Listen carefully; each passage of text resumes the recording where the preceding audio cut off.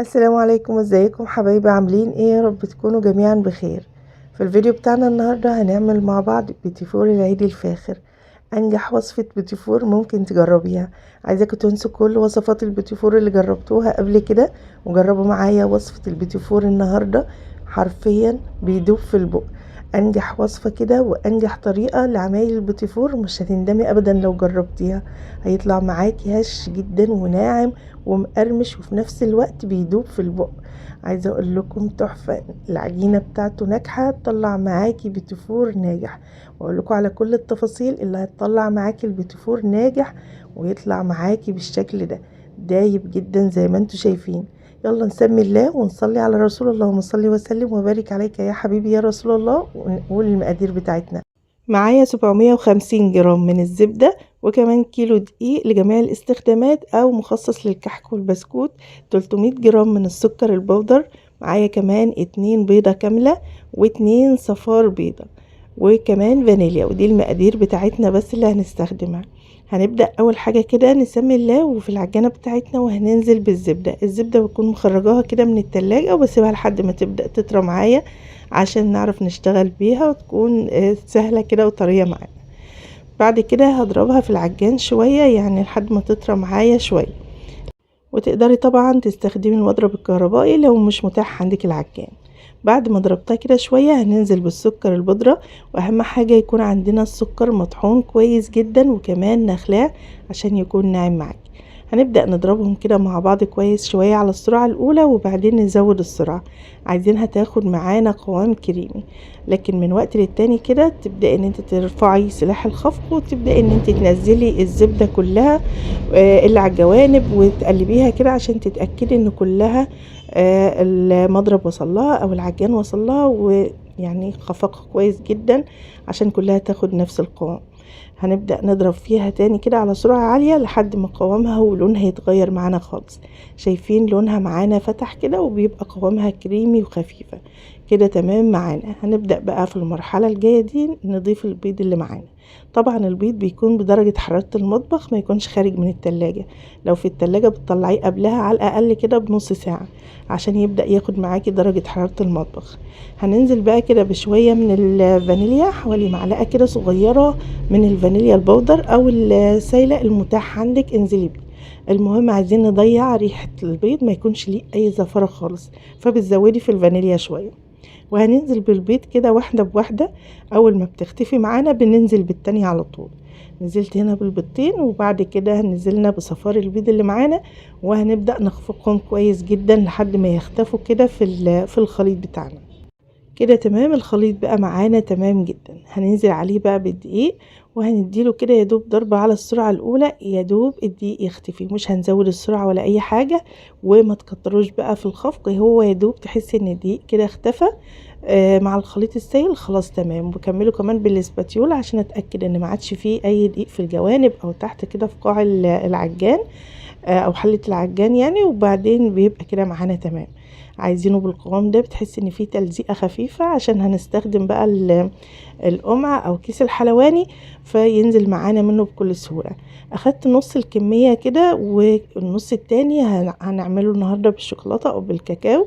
نزلت بمعلقه كده من الكاكاو الخام الغير محلى، وبكون نخليها كويس جدا عشان نتأكد ان مفيش فيها كتل، ومعلقة من الزبدة عشان نظبط القوام تاني. بكون مطرياها كده بايدي شوية وبدلهم برضو يدوب خفقة بسيطة يختفوا كده تاني في الخليط بتاعنا ويبقى كده تمام.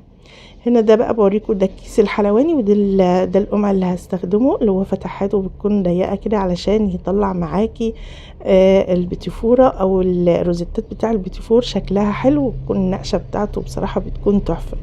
هنبدا ناخد كده شويه من العجين وبنخرج الهواء من الكيس بتاعنا. الكيس ده بيكون قماش بس من جوه كده بتحسوا بلاستيك شويه عشان ما يشربش السمنه او الزبده اللي بتكون في البيتيفور معاكي. هنبدأ ننزل الهواء كده ونجيب الصواني اللي هنشتغل فيها، مش دهنها يعني مش دهنها اي حاجة، هي خلاص الزبدة كفاية اوي اللي في البيتيفور، ما تخافيش مش هيلزق منك ولا حاجة. وبنبدأ نعمل كده وردات بالشكل ده، تكبري او تصغري انت اللي بتتحكمي بقى في الكيس بتاعك حسب الضغطة اللي بتضغطيها. وحاولي ترفعي ايدك شوية عشان يكون حجم البيتيفور معاكي مظبوط، يعني ما تكونش تخينة زيادة وفي نفس الوقت ما تكونش رفيعة قوي. عشان بعد كده تطلع معاكي من الفرن مظبوطه وشكلها حلو. وطبعا برضو تقدري تعملي اي تشكيله بقى انت حباها، اعملي براحتك خالص. انا هعمله النهارده كله بالشكل ده، بيبقى شكلها تحفه بجد، وكمان في التزيين بعد كده بتبقى جميله جدا معانا. هنعمل الكميه، شايفين العجينه نازله معانا من الكيس مظبوطه جدا وبمنتهى السهوله كده، بتشكليه بسرعه. لو حابه تعمليه في المكنه بتسيبيه يرتاح معاكي شويه، يعني لو هتستخدمي مكنه البيتي فور بتسيبي العجينه ترتاح معاكي شويه او تدخليها التلاجة شويه، لكن ما تحاوليش تغيري في المقادير اللي كتبناها، هيطلع برضو معاكي من المكنه مظبوط وتمام جدا. هنا هشكل بقى الكميه كلها، الكميه اللي عملتها اللي هي البيضه هنشكلها كده. ويعني ممكن تدخلي الصواني كمان في التلاجة عشان العجينة معاكي او البيتيفور ما يسحش منك، عشان بعد كده برضو يفضل مظبوط معاكي في الفرن ويطلع معاكي بنفس النقشة بالظبط، ما يتغيرش او يزيد او يفرش في الفرن. بنخلص الصواني بتاعتنا وبندخلها كده التلاجة او تسيبيها في مكان يكون بارد عشان العجينة ما تسحش معاكي. هنا هبدأ بقى في اللي هو بالشوكولاتة، ودايما وانتي بتعملي اللي بالشوكولاتة حاولي تخلي معاه من البيتيفور الابيض عشان بعد كده في الفرن تعرفي التسوية بتاعته، لان طبعا اللي بالشوكولاتة ما بيبانش معاكي. بعد كده دخلته طبعا على فرن السخن على درجة حرارة 180 على الشبكة اللي في النص. بتسيبي الصواني بقى لحد ما بتبدأ تاخد معاكي اللون ده، وطبعا بتتابعيها، بتاخد من 12 ل 15 دقيقة في الفرن. شايفين التسوية؟ البيتيفور طالع ما شاء الله حاجة كده تحفة، طبعا ما تغيرش معانا وزي ما هو. لو عايزة تختبريه بتعملي 2 كده وتدخليهم الفرن في الاول، لو حسيتي انه فرش معاكي البيتيفور او حجمه زاد بتعرفي انه محتاج دقيق، بتزوديه كده دقيق معلقتين ولا حاجة، وتختبري العجينة لحد ما تظبط معاكي. وده شكله بقى والتسوية بتاعته، عايزة اقول لكم شايفين الجمال وريحته تحفة ما شاء الله، طالع حلو جدا ولونه ذهبي وجميل جدا. طبعا التسوية واللون ده بقى بيبقى حسب الرغبة، بتطلعيه حسب الرغبة. هو كده لونه حلو جدا. لو عندك الفرن فيه مروحة ومش بتحتاج ان انت تشغلي الشواية، المروحة بتوزع الحرارة وبتطلع لك اللون كل واحد بالشكل ده، وانت من وقت للتاني بتدوري الصواني او بتلفيها كده في الفرن. لو حسيتي ان هو محتاج لون من الوش ممكن تشغلي له الشواية على الهادي دقيقة واحدة كده، ياخد بس معاكي اللون الذهبي الجميل ده، وبيطلع معاكي بالشكل ده تحفة. زي ما انتم شايفين البيتيفور جميل جدا وريحته تحفة، وفي نفس الوقت هش كده ومقرمش. طبعا بتسيبيه في الصواني شوية لحد ما يبدأ يهدى معاكي وتبدأي تحركيه، ما تحاوليش تحركيه وهو لسه خارج من الفرن كده سخن. اول ما بيبدأ يهدى حركيه براحتك وتاخديه بالشكل ده. شايفين البيتيفور ما شاء الله تحفة، مقاديره مظبوطة وطالع معانا الرسمة زي ما انتم شايفين، مفيش فيها اي حاجة اتغيرت خالص. وطبعا التسوية جميلة جدا، وزي ما قلت لكم لازم ضروري ان البيتيفور اللي بالشوكولاتة يكون معاه بيتيفور ابيض عشان تقدري تتحكمي في التسوية، لان طبعا زي ما انتم شايفين ما بيبانش عليه هو خد التسوية تمام ولا لا. عشان كده في كل صينية بقى تكون معمولة بالشوكولاتة تزودي معاهم 1 أو 2 كده من البيتيفور الابيض زي ما انتم شايفين. شايفين بقى البيتيفور معانا النقشة بتاعته مظبوطة، وكمان دايب ذوبان حرفيا كده، بيدوب بجد في البق، وفي نفس الوقت برضو مقرمش. شايفين الجمال؟ تحفة بجد. ده البيتيفور طبعا الابيض، وكمان هوريكم اللي بالشوكولاتة دايب جدا وطعمه بجد لذيذ حلو جدا. شايفين البيتيفورة معانا ازاي بتتكلم عن نفسها، دايبة بجد، ممتاز جدا. يعني جربي المقادير والطريقة دي هيطلع معاكي بالجمال ده.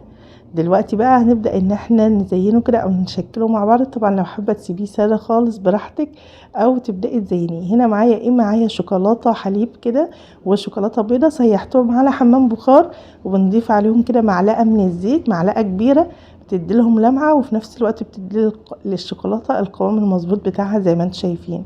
ببدأ كده ان انا امسك كل 2 مع بعض بالشوكولاتة من النص. يفضل يعني بلاش المربى، لان لو استخدمتي مربى معاه هي المربى بتكون حلوة جدا فيه، لكن لو هيقعد معاكي فترة طويلة المربى هتخلي البيتيفور يطرى معاكي. لو هتستخدميه على طول وحابة تستخدمي مربى براحتك خالص، لكن لو هيقعد عندك فترة يبقى بالشوكولاتة افضل زي ما انتم شايفين. من النص كده، وبنبدأ نغطس نص البيتيفورة كده في الشوكولاتة، بتطلع معانا شكلها حلو جدا. وبتنزلي طبعا الشوكولاتة الزيادة منها وبتطلع معاكي بالشكل ده. شايفين يا دوب كده شوية في النص، بنمسك بس البيتي فور في بعضه وبعدين بنغطسه كده في الشوكولاته بالشكل ده، وعلى ورقه زبده كده او على كيس وعلى صينيه، وبنبدا نرص كده البيتي فور بعد ما بنزينه لحد الشوكولاته ما تتماسك معانا وتبقى مظبوطه، وممكن كمان تدخليها التلاجة شويه. هنبدا برضو بالشوكولاته البيضاء كده ونبدا نشكل بنفس الطريقه. والتزيين ده طبعا بيكون براحتك وحسب الرغبة. تقدري كمان تستخدمي مكسرات، ممكن بعد ما تخرجيها كده من الشوكولاتة تغمسيها كمان في اي مكسرات عندك براحتك خالص، او تسيبيها زي ما هي كده. انا استخدمت النهاردة شوكولاتة بس، يعني ما استخدمتش مكسرات ولا اي حاجة. وممكن فورماسيل اللي انت محتاجاه او حابة ان انت تزيني بيه البيتي فور بتاعك براحتك بقى خالص. انا حبيت اديكوا فكرة كده، او نعمل شوية كده مع بعض. طبعا مش هعمل الكمية كاملة، هنعمل شوية وهنشوف شكل البيتي فور بتاعنا والتزيين بتاعه. كده في الشوكولاتة اهم حاجة بتنزلي برضو الزيادة، وممكن كمان تعملي بالشكل ده، بتنزلي البيتي فور كله كده او بتغطسيها كلها في الشوكولاتة، وبتبدأي ان انتي تنفضي او تنزلي الشوكولاتة الزيادة عشان ما يكونش فيها شوكولاتة كتير على الشوكة بالشكل ده. وبتبدأي ان انتي تسيبيها لحد ما بتنزل الشوكولاتة الزيادة اللي فيها زي ما انتم شايفين بالطريقة دي، وعلى ورقة الزبدة بقى او على الكيس لحد برضو ما الشوكولاتة تتماسك معانا بنفس الطريقة بالظبط. في الشوكولاتة البيضاء شايفين، عايزة اقول لكم كده الشوكولاتة اللي استخدمتها النهاردة شوكولاتة دريم، طعمها حلو جدا مع البيتي فور، وكمان يعني لما بتسيحها كده بيبقى قوامها مظبوط زي ما انتم شايفين. وده الشكل النهائي بقى للبيتي فور بتاعنا بعد ما زيناه والشوكولاته تماسكت عليه بالشكل ده. شايفين شكله بجد تحفه، وعايزه اقول لكم طعمه خطير بجد خطير. شايفين الجمال؟ اتمنى طبعا ان الوصفه النهارده بتاعتنا تكون عجبتكم، وتجربوا طريقتي في البيتي فور وتقولوا لي على رايكم تحت في التعليقات، واعملي لايك للفيديو عشان الفيديو يترفع معانا. وما تنسيش تشتركي في القناه لو اول مره تشوفي قناتي. بحبكم جميعا في الله، وكل عام وانتم بخير. شايفين الجمال بتاعنا؟ ما تنسيش بقى اللايك يا امرايا، وتعليق حلو منك كده تحت الفيديو علشان اعرف رايك. ولو عايزه تسالي في اي حاجه اساليني تحت في التعليقات، وان شاء الله ارد عليكم. والسلام عليكم ورحمه الله وبركاته.